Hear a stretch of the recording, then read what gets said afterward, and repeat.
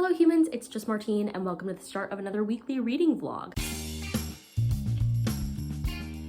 It's April 24th, is that the day? It's Monday morning, almost not morning, it's 11:32 a.m. My laundry's in and it's going to be a busy week, but hopefully it's going to be a good one and I'm gonna bring you along with me to see what happens. I woke up coming home on the East train. Happy Wednesday.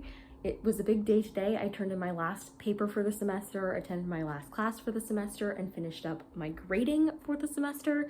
So all that I have left is research because that never ends. It never ends, and that's what I'm doing all summer. And I don't get a true cutoff full break in between because we're in the middle of projects, so we're just kind of going. I just logged off of a Zoom meeting for one of the projects that I'm working on. I'm done with my class stuff for the semester, which is a great feeling. Aside from that, I also read or listened to Hurricane Heroes in Texas, which is the 30th Magic Treehouse book, and I gave that 3.5 stars. So not my favorite, but not my least favorite. And in this one, we were following Jack and Annie as they go back in time to Galveston, Texas for the most deadly hurricane or natural disaster in US history. And I didn't know about this hurricane, so that was interesting to learn, but I don't have many other thoughts about it because it's a Magic Treehouse book, so what are you supposed to say? That's that, and I'm making progress in some other books, but I haven't finished anything else to tell you about.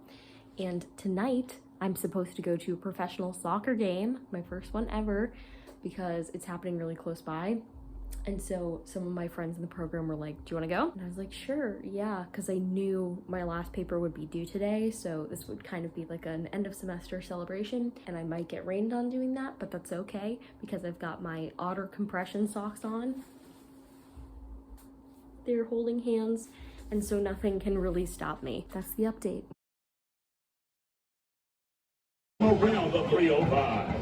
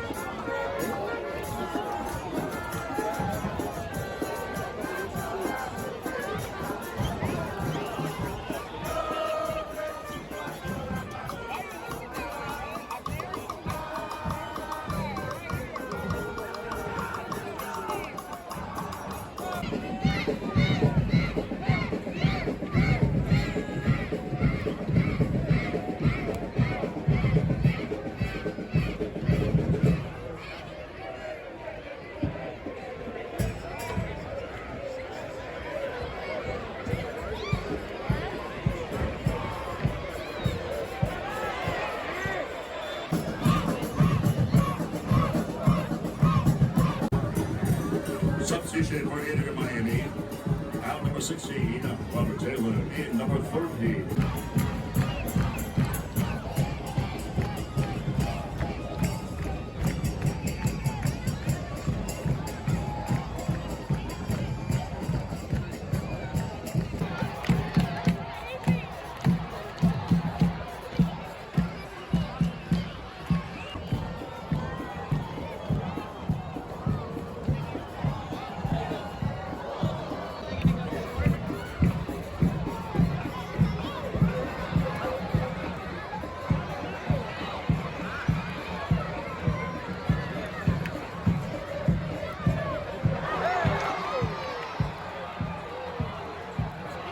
Once begin the penalty.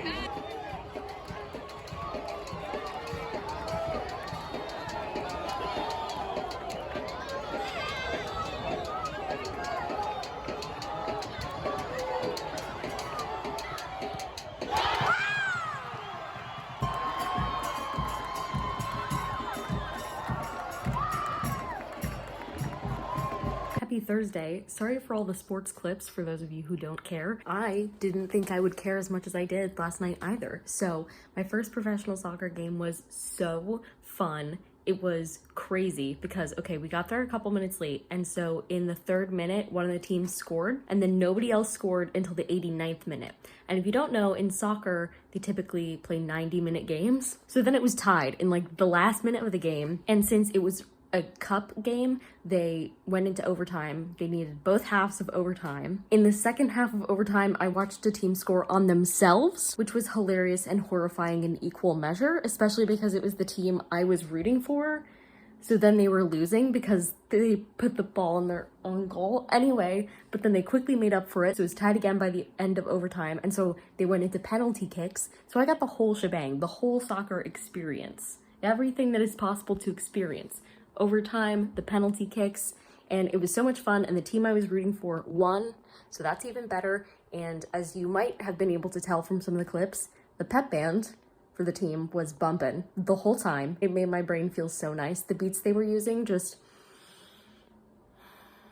my brain felt smooth, so that was fun. And hopefully I'll have something bookish to tell you soon, but I just wanted to tell you for memory's sake. I took these clips, so sorry if you hated them, but I'm going to treasure them, and I enjoyed my first game. Yay! Happy Friday. It's been very hard for me to know what day of the week it is, because now the classes are done, and officially today, the semester is over. I'm in a weird liminal space. Not sure if time exists here. Regardless, I did finish a book this afternoon. I finished Maps of Our Spectacular Bodies by Maddie Mortimer, which is a debut novel that came out last year, which is about cancer and is partially told from the perspective of cancer, which was crazy and definitely the part that I enjoyed the most about the story. I ended up giving this a 4-star. I was sitting on like maybe 3.5, but then the ending just got me. So 4 it is, because I really loved the writing style. I found it to be incredibly unique. The characters weren't particularly interesting. The plot wasn't particularly interesting, but the way it was told was. And that was enough for me. But it does mean I don't really have thoughts about this. So if you like cool writing and you're okay reading about sad things, maybe read this one. If you don't like slow writing that's artsy, stay away. That's my review. Everybody's getting on and off, and I start to wonder if I missed my stop, if I'm just going where the wind blows.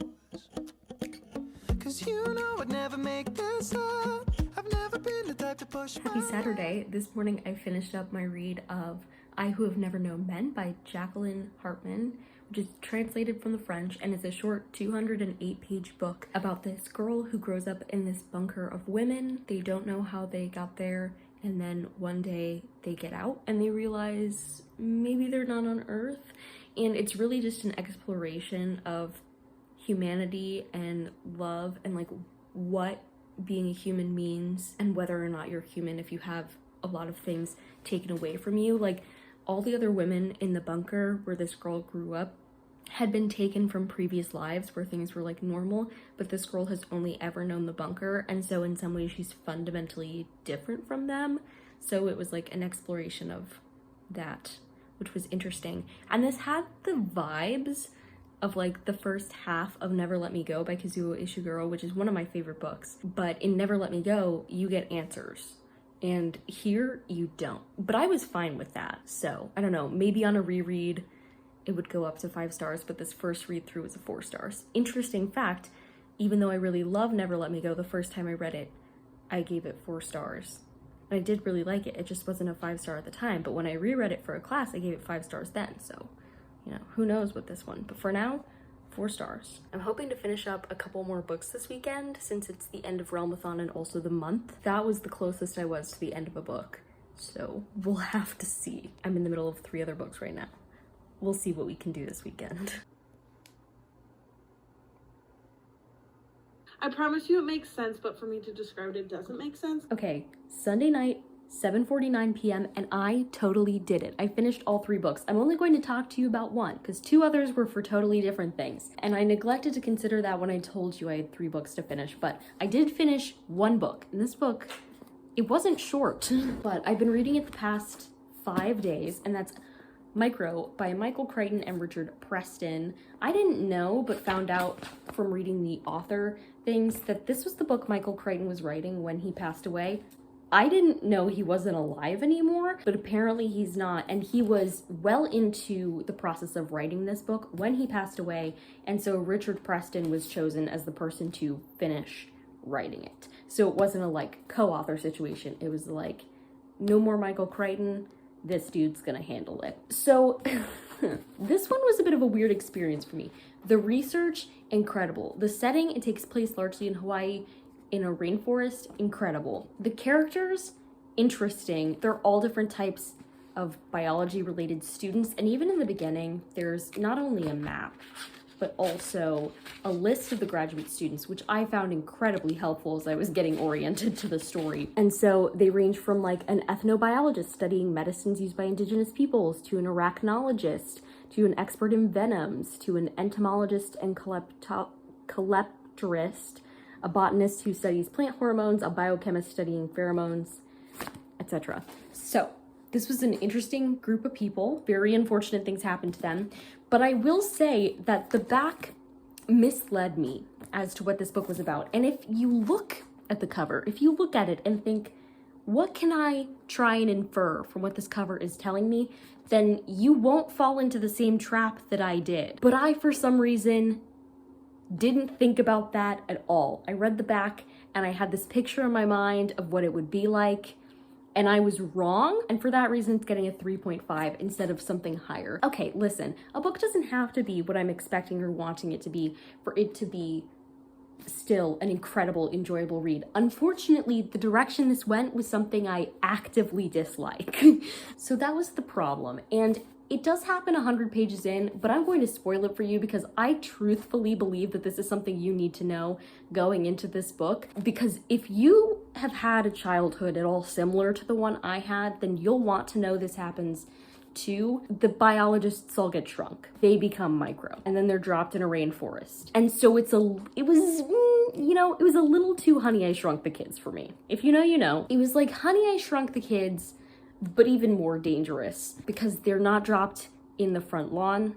They're in a rainforest. And as this bug can show you, no good. But how did they get there, you ask? Personally, that's all I think you need to know. Through some unfortunate events, some biologists become really tiny and are dropped in the rainforest to die. But really, this is about a microbiology startup company that is hiring, and so it flies these 7 graduate students out to see the lab in Hawaii. And one of the characters, one of the researchers in here, his brother is like the vice president of the company. He's someone really important in the company. And before they leave for Hawaii, his brother texts him, "Don't come." And then that researcher gets a call that's like, "Hey, you might want to come to Hawaii earlier than planned. Your brother's dead." Listen, I'm sorry if you're mad at me for spoiling what happens 100 pages into this over 500 page book, but you need to know. I wouldn't have ever picked up this book if I knew, probably. I might have had bad judgment about it. I might have said, yeah, that'll be interesting, but I didn't like Honey, I Shrunk the Kids growing up, or Honey, I Shrunk the Audience, or any of the related media. I probably would have stayed away from this one. Anyway, the point is, that was my last book of Realmathon, and the last book of this vlog. So I'm going to end it here. If you liked it, go ahead and give it a big thumbs up and comment down below what's a trope from a childhood movie that you would automatically avoid in a book. And subscribe for more reading, writing, and college lifestyle content. And until next time, bye humans, bye!